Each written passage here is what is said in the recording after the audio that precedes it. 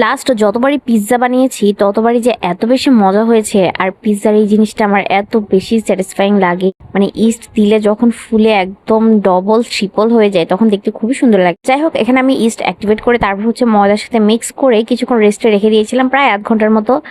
এটা একবারে 3 গুণ 4 গুণ ফুলে গেছে। আমি কিন্তু ডো দিয়েছি খুবই অল্প একটু, জাস্ট একটা দুটো পিৎজার মতো, বাট এখানে একদম পুরো এক বল হয়ে গেছে।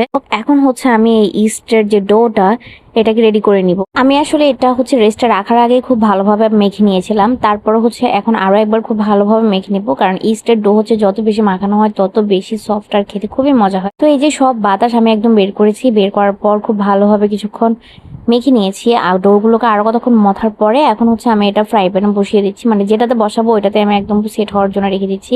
এখানে আমি একটু তেল দিয়েছি, তেল দেওয়ার পর ডোটা বসিয়ে হাত দিয়ে চেপে চেপে হচ্ছে ফ্রাই প্যানে সমান করে দিচ্ছি।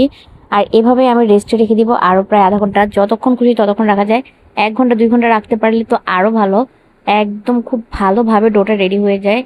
এত সুন্দর হয়, যত বেশি রাখা হয় আসলে পিৎজা খেতে তত বেশি মজা। তো এই যে আমার এখানে পিৎজার ডোটা রেডি হয়ে গেছে, যদিও আমি 2টার জন্য ডো বানিয়েছিলাম, বাট এখানে আমি হচ্ছে প্রথমে একটাই রেডি করছি। আর এখানে আমি 2 ধরনের সস নিয়ে নিয়েছি, আর এই সসগুলো ঘরে বানানো। টমেটো সসটা আমার আম্মু বাসায় বানিয়েছে, আর মেয়োনিজটা আমি বানিয়েছি।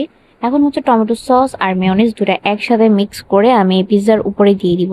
আর এখানে নিয়ে নিয়েছি অরিগানো, সাথে হচ্ছে আমি পিৎজার মধ্যে দেওয়ার জন্য কিছু জিনিস রেডি করেছি, পেঁয়াজ কুচি, তারপর হচ্ছে কাঁচামরিচ আর একটু মাংস। তো এই যে এখানে আমি সসটা দিয়ে খুব ভালোভাবে পিৎজার উপরে চামচ দিয়ে লাগিয়ে দিচ্ছি। চিজ দিলে পিৎজার টেস্ট হচ্ছে অনেক গুণ বেড়ে যায়, কিন্তু আমি আসলে রেগুলার যে পিৎজা বানাই আমি এখানে কোনো চিজই ব্যবহার করি না, জাস্ট মেয়োনিজ বা হোয়াইট সস দিয়ে বানিয়ে নিই। এটা খেতেই এত বেশি মজা, আমার কাছে মনে হয় না যে আমার আর চিজের কোনো দরকার আছে। তো চিজ ছাড়াই এই জন্য বানিয়ে ফেলি আর ঝটফটও হয়ে যায়।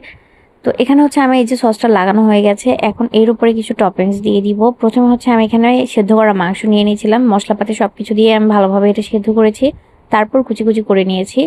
এখন পিৎজার উপরে জাস্ট মাংসটা দিয়েছি, আর এখানে আমি মুরগির বুকের যে মাংসটা সেটাই নিয়েছি। আর এখানে পেঁয়াজগুলোকে একদম খুব সুন্দর করে কুচি কুচি করে নিয়েছিলাম, এখন সেগুলাই দিয়ে দিচ্ছি উপর দিয়ে। আর পেঁয়াজগুলো দেওয়ার পর এখানে দিয়ে দিব হচ্ছে সামান্য পরিমাণ কাঁচামরিচ, যেহেতু হচ্ছে আমার ছেলেও খাবে, ওর আবার মুখের মধ্যে যদি একটু মরিচ পড়ে তাহলে ওর খাওয়াটাই নষ্ট হয়ে যায়।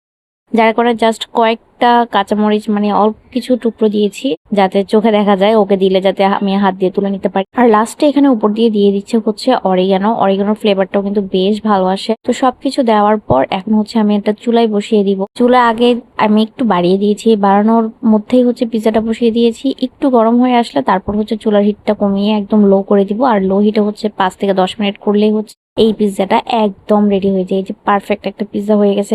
এটা এমনিতে খেতে এত বেশি মজা, মাশাল্লাহ মাশাল্লাহ। তো এই যে খুবই সুন্দর একটা পিৎজা অল্প সময় বানিয়ে নিয়েছি, আর আমার কিন্তু কোনো চিজ ওভেন কিচ্ছু লাগেনি। কোনো রেসিপি হচ্ছে কিভাবে ফাঁকি দিয়ে বানানো যায় আমি ওইটাই ট্রাই করি, তাই কিভাবে বেক না করে চিজ না দিয়ে খুবই অল্প কিছু উপকরণ দিয়ে আসলে পিৎজা বানানো যায় সেটাই আমি চেষ্টা করেছি।